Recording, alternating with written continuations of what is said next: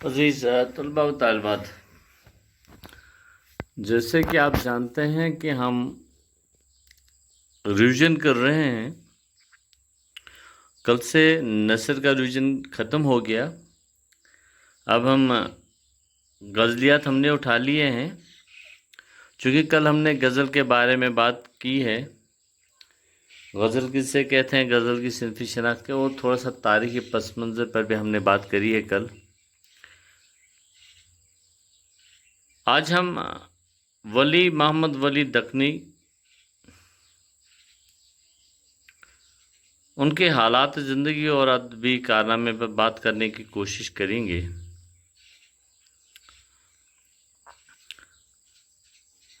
ولی محمد ولی احمد آباد کے رہنے والے تھے.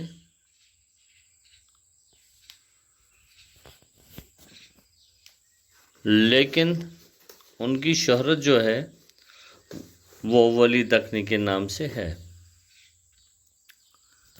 احمد آباد گجرات میں 1635 عیسوی میں پیدا ہوئے. لیکن ان کی شہرت ولی دکنی کے نام سے ہے.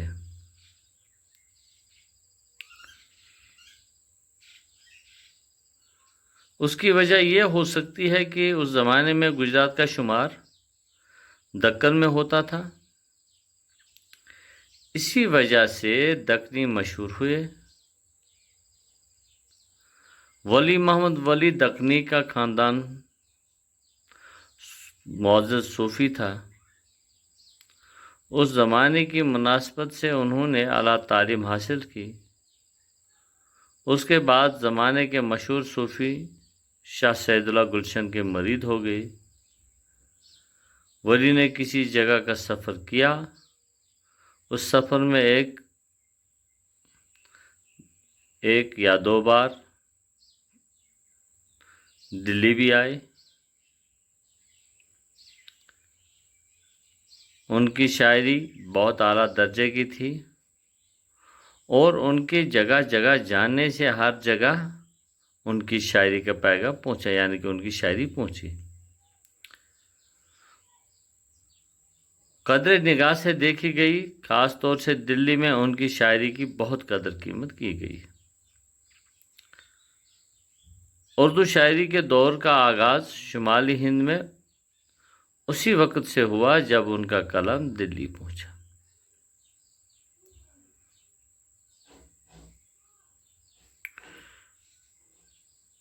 چونکہ شمالی ہندوستان میں اردو غزل میں انہوں نے نئی روح پھونک دی اور پھر اس نئی روح پھونک میں انہوں نے اہم کردار نبھایا.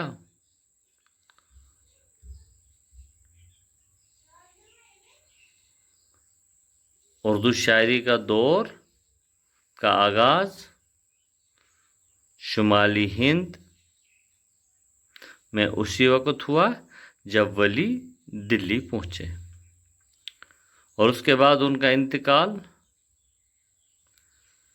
دو جگہوں پر دو الگ الگ لکھے ہیں، کہیں 1724 کہیں 1725، یعنی کہ اسی درمیان ہوا ہے.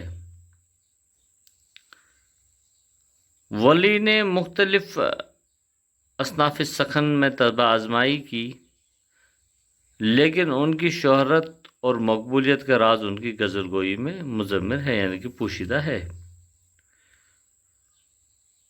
ولی کی غزل میں صوفیانہ اور عاشقانہ مضامین کو کہیں کہیں تو آسان طریقے سے پیش کیا گیا اور کہیں گہرے فلسفیانہ اور سنجیدہ انداز میں بیان کیا گیا.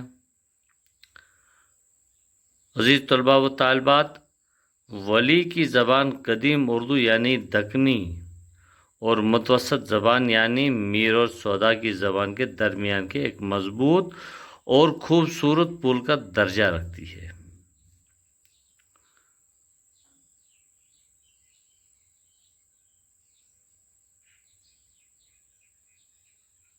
ان کی شاعری سے صاف معلوم ہوتا ہے کہ پرانی زبان اپنے پرزے جھاڑ کر نئے انداز کو اپنانا چاہتی ہے، کیونکہ نئے انداز میں فارسی اور دیسی الفاظ گھل مل گئے ہیں، اس لیے یہ قدرت زبان میں باری رہی کہ وہ نازک اور گہرے خیالات کا اظہار خیال کر سکے۔ عزیز طلباء و طالبات، چونکہ ولی کے عہد کی سیاسی اور سماجی، اقتصادی اور تہذیبی حالات سے متعلق بھی ان کی غزلیات میں بھرپور جانکاری ملتی ہے۔ ولی نے بدلتے ہوئے حالات کے مطابق غزل سرائی کے انداز میں بھی تبدیلیاں لائی۔ غم جانان کے ساتھ ساتھ غم دوران کا بھی ذکر کیا۔ ان کی غزلیات میں عشقی مجازی کی خاص اہمیت حاصل ہے اور تصوف کے مسائل پر بھی سنجیدگی کے ساتھ روشنی ڈالی ہے۔ عزیز طلباء و طالبات، مختصر سا تعارف ان کی مشہور نظم غزل سے معافی چاہتا ہوں جو ہمارے نصاب میں شامل ہیں، آپ پڑھ سکتے ہیں۔ بے وفائی نہ کر خدا سوں ڈر، جگ ہسائی نہ کر خدا سوں ڈر، ہے جدائی میں زندگی مشکل، جدائی نہ کر خدا سوں ڈر، اس سوں جو آشنائی ڈر کر ہے، آشنائی کر خدا سوں ڈر، آرسی دیکھ کر نہ ہو مغرور، خود نمائی نہ کر خدا سے ڈر، اے ولی غیر آستانہ یار، جب بحثائی نہ کر خدا سوں ڈر۔ عزیز طلباء و طالبات، ان غزلوں کی تشریح ہم انشاءاللہ کل کرنے کی کوشش کریں گے۔ تب تک کے لیے اللہ حافظ۔